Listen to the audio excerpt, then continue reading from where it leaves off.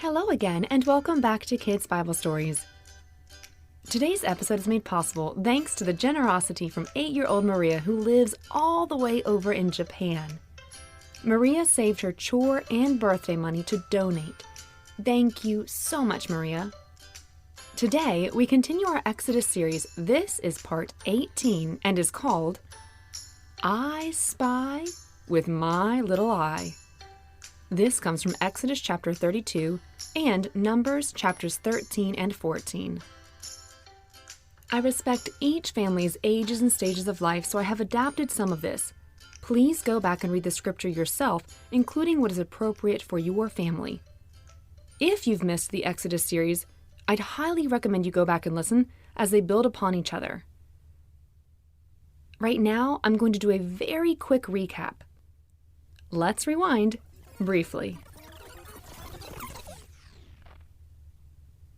Listeners, remember we started way back with Moses just a little baby.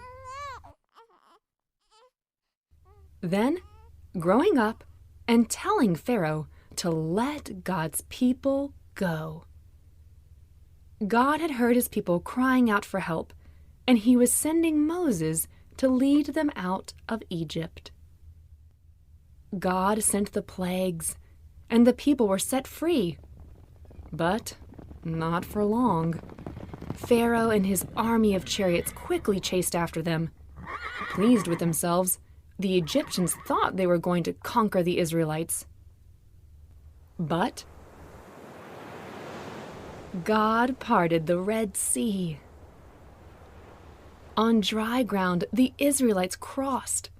But as soon as the Egyptians began to cross, the walls of water rushed back together.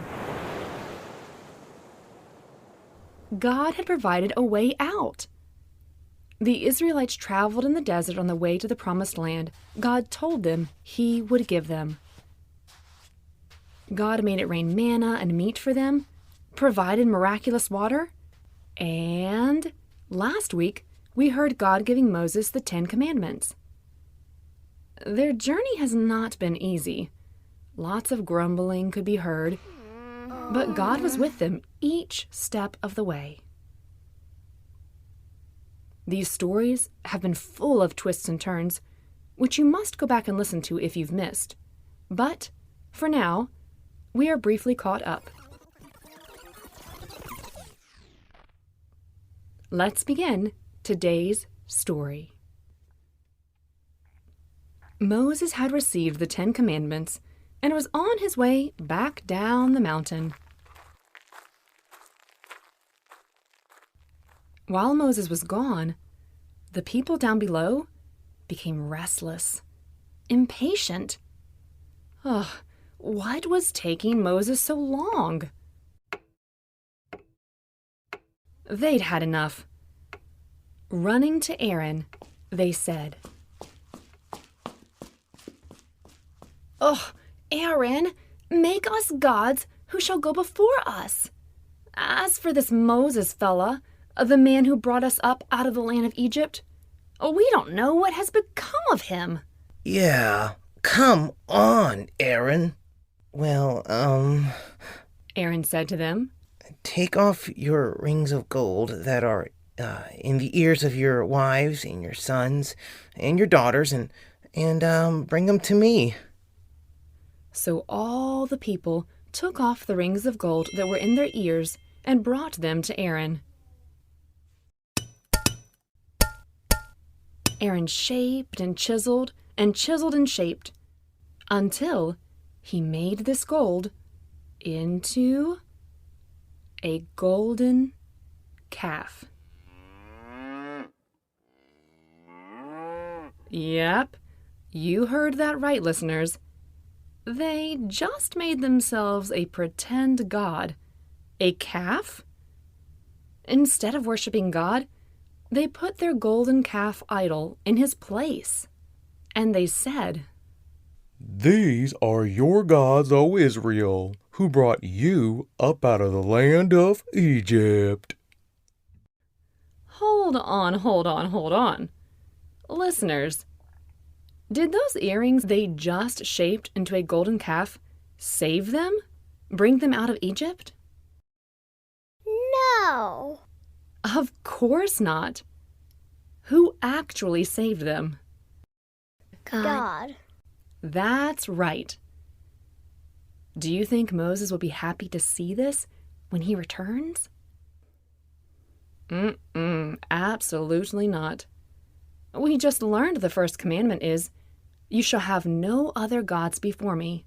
And the second is, "Do not make an idol in the form of anything in heaven above, or on earth below, or in the waters below." Well, it did not take them too long to disobey that rule. Sounds like God knew this might happen. That's why he warns us. Moses reached the bottom of the mountain, and as soon as he came near the camp and saw the calf and the dancing, Moses' anger burned hot, and he threw the tablets out of his hands and broke them at the foot of the mountain. He took the calf that they had made and burned it with fire, ground it into powder, and scattered it on the water, and made the people of Israel drink it. Blech. They stayed in the desert at Sinai about 2 years before they continued their journey. That's a long time. To some, it seemed like forever ago that they left Egypt. But, putting one foot in front of the other, they continued following Moses.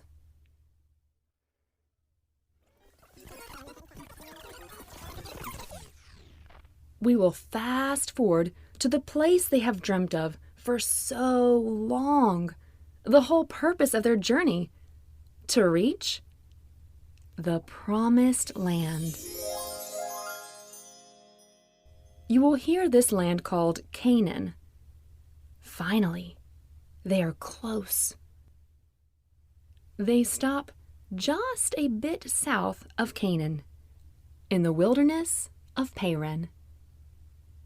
There the Lord spoke to Moses, saying, "Send men to spy out the land of Canaan, which I am giving to the people of Israel. From each tribe of their fathers you shall send a man, every one a chief among them." Moses obeyed God and sent 12 men to spy out the land of Canaan. He said to them, Go up into Negev, into the hill country, and see what the land is. See whether the people who dwell in it are strong or weak, whether they are few or they are many, and whether the land they dwell in is good or bad. Are the cities that they dwell in camps, or are they protected with walls? See whether the land is rich or poor, and whether there are trees in it or not. Be of good courage and bring some of the fruit back from that land. The time was the season of the first ripe grapes. Obeying Moses, the men went up and spied out the land. Shh. Quietly, they went about, sneaking around bushes, tiptoeing over the ground so as not to be seen or heard. When they came to the valley of Eshcol, they cut down a branch with a single cluster of grapes. But these weren't just any normal grapes. They were so big that the men carried it on a pole between the two of them. They also brought some pomegranates and figs. At the end of 40 days, they returned from spying out the land. They told Moses and Aaron and all of the people of Israel what they had seen there, and showed them the delicious fruit they had found. We came to the land to which you sent us, and it flows with milk and honey, and this is the fruit. Wow! However, the people who dwell in the land are strong, and the cities are fortified and very large. And besides, we saw the descendants of Anak there. And the Amalekites. They dwell in the land of Negev. And the Hittites. And Jebusites. And the Amorites dwell in the hill country. And the Canaanites dwell by the sea, along the Jordan. Listeners, remember the Amalekites? We heard them attack the Israelites just a few stories ago. Basically, what the spies are reporting is that there are a lot of their enemies living in this land. But Caleb quieted the people before Moses and said, Shh, settle down now. Let us go up at once and occupy it, for we are well able to overcome them. Then the men who had gone up with him scoffed at him, saying, No, we are not able to go up against those people, for they are stronger than we are.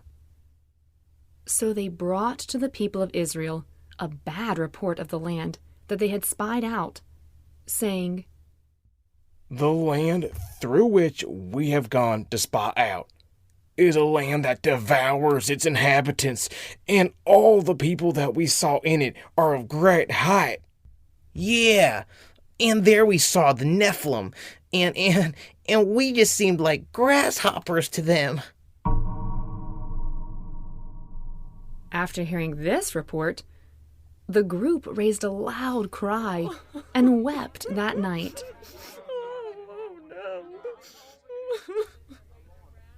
All the people of Israel grumbled against Moses and Aaron, saying, Oh, would that we had died in the land of Egypt, or that we had died in this wilderness. Oh, why is the Lord bringing us into this land to fall by the sword? Would it not be better for us to just go back to Egypt? Listeners, how do you think they feel right now? Scared. Nervous. Yeah, it sounds like it. Let's continue. Then Moses and Aaron fell on their faces before all the people of Israel. Joshua and Caleb, who were among those who had spied out the land, tore their clothes and said to all, The land which we passed through to spy out is an exceedingly good land. If the Lord delights in us, he will bring us into this land and give it to us, a land that flows with milk and honey. Only do not rebel against the Lord, and do not be afraid of the people of the land. We will devour them. Their protection is gone, but the Lord, he is with us. Don't be afraid of them. Then the whole group said to stone them with stones. But the glory of the Lord appeared at the tent of meeting to all of the people of Israel. And the Lord said to Moses, How long will this people despise me? And how long will they not believe in me, in spite of all the signs that I have done among them? Moses prays to God and asks for forgiveness for the people.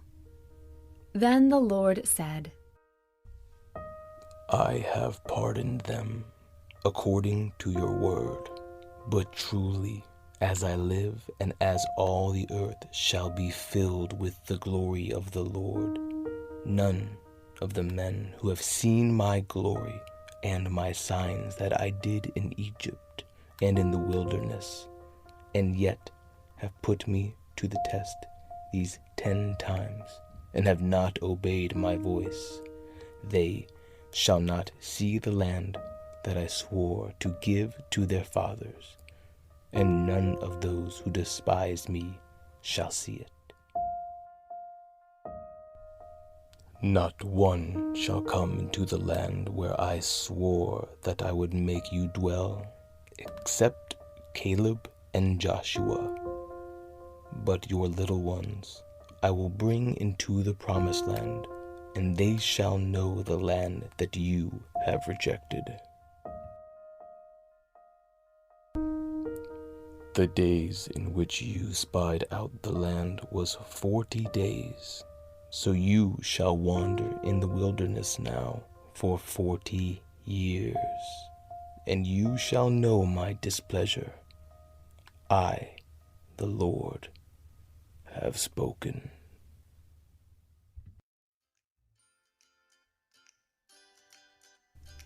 Well, everyone, that is it for our story today. But before we go, let's think about what we just heard. Finally, they are near the promised land. So close, in fact, that they were told to send 12 spies to check out the land God had promised them. Who were the 2 men that came back with a good report of the land? Say their names out loud. Joshua, Caleb. Very good. Some of you may even be named after them. God had promised them this land. Does God keep his promises? Yes. However, the other 10 spies said, We are not able to go up against these people, for they are stronger than we are. I imagine Caleb looking at these 10 spies and thinking, so what? Don't you remember God's word? How we walked through the Red Sea and spent 2.5 years in the desert with God as he provided us with miraculous food? But in the end, the people cry and moan because they doubt God's promise. Because of their unbelief, will they get to enter the promised land? No. No, they will have to wander in the desert for 40 years. God was still patient with them and cared for them as they wandered for 40 years until the generation of unbelievers was gone.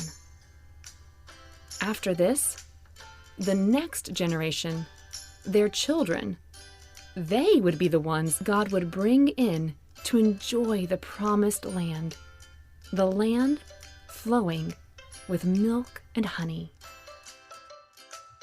This week, talk with your family about some promises God has given us and how some of these are easy to see and others may not be. Kind of like that bad report the 10 spies brought back.